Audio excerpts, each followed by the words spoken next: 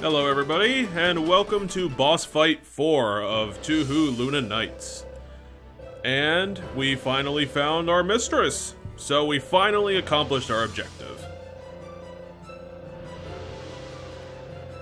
And as a good mage, he's focused entirely on her job, so at least Remilia did find one.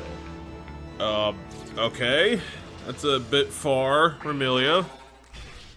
I mean, if this is just for a game, I don't know that outright trying to kill us is the way to go. And, man. Is this like a performance review gone wrong, Remilia? I don't really get what you're going for here. And thankfully, half of her projectiles are completely stupid to our attacks. And tons of grays, that is super cool.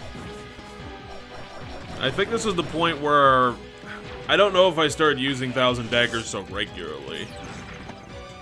Okay, Remilia, look, let me just get out of here. I can go do the laundry like I was supposed to. I don't really understand why you're trying to kill me.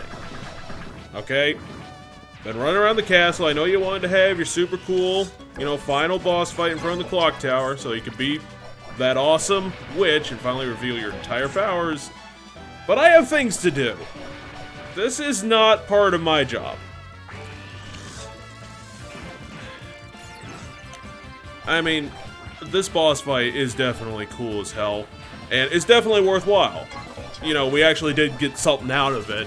But the ironic thing about the late game here, just to talk about the boss fights here, because in the late game they actually do get really cool and pretty hectic. They throw in lots of challenge, and pretty much just throw in all these tests like Remilia here, where it tests everything all your dodge mechanics, all your attack parameters, your magic, your available magic, and it is all really cool. But the ironic thing is that when they do that, the repertoires of the bosses, their attack patterns, get really repetitive, as you see in this one, which is a prime example.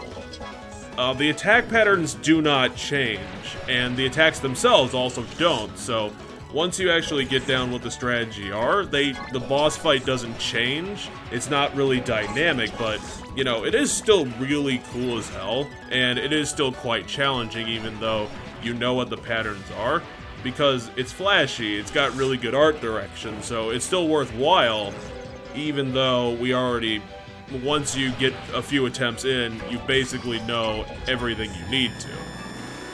This laser attack really did throw me a little bit. I basically just had to kind of bullshit my way through it as best I can, which the thing that I thought of was basically trying to, like I said, trying to get as high into the air as I can, because I thought that was the best dodge, but that's her ultimate attack.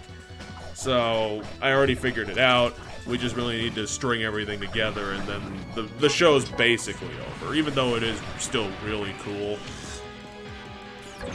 And as we see later, even though definitely incredibly powerful magicians, as we can sort of see with the cutscene that preceded this boss, it's actually the plot itself, the story of why all this is happening in the first place, is actually for some reason quite childish. I know that this was a crossover from the Touhou Bullet Hell game, so I've never played them, so I don't know what the characters are like, but it really seems odd that characters that are this magically gifted are having incredibly petty squabbles, which is what ends up happening when we finally get to the denouement stuff, because ironically, even though this was our objective the entire time, this isn't going to be the end of it, and I don't think that's a real spoiler, because, I mean, come on. As you can see from what's going on, this wasn't going to be the end of the game. I mean, we're only 4 bosses in. There had to be a little bit more than that. And thankfully, our dash, our slide dodge, whatever you want to call it, is actually really useful. It has quite the invincibility window, which is something I really appreciate, because when your margins are that tight, ooh, almost got caught by that attack right there.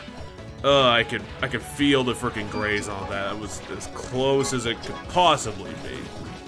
But like I said, when it's down to this precise, I am glad that they rounded out to the player's benefit instead of the bosses, because that's something they could have easily done to make this more annoying than it should have been.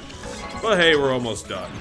And Sakuya here can finally start, hopefully, getting back to her actual job. It's just one more thing that she has to do. Classic maid stuff. I hope that at the end of this, Remilia at least appreciates what Sakuya has had to go through, considering all this magical bullshit she's had to deal with. I mean, she fought Patchouli, she fought the other girl, and the thief one. The bad thing about this story is that I do not remember any of the characters' names.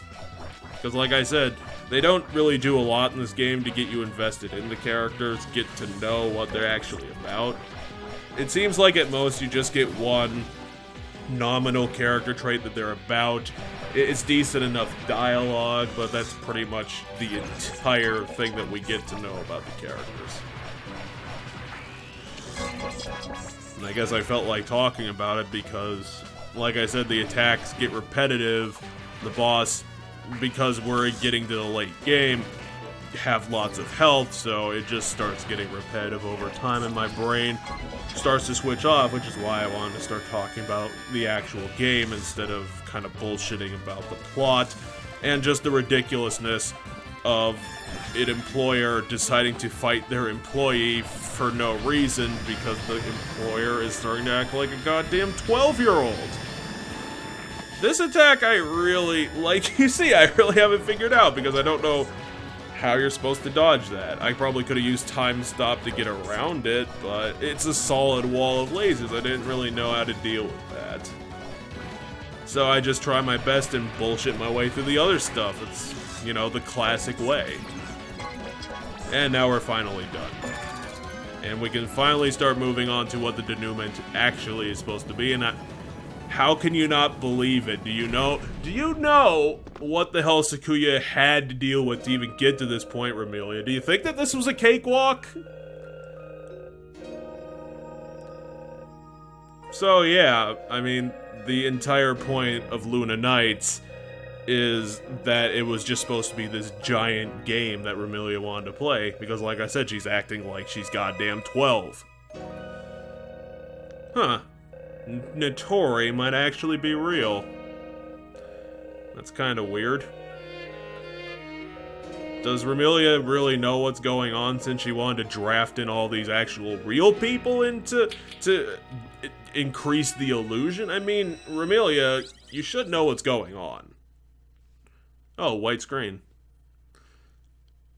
Dun dun dun. Nothing happened. What a weird coincidence. Like, I mean, if you have played games for any long period of time, you had to have known that this was going to happen.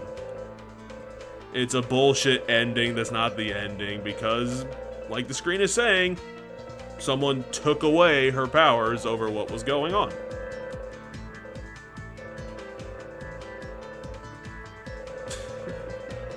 And like all 12-year-olds, they think that everything can come down to just being slapped in the face.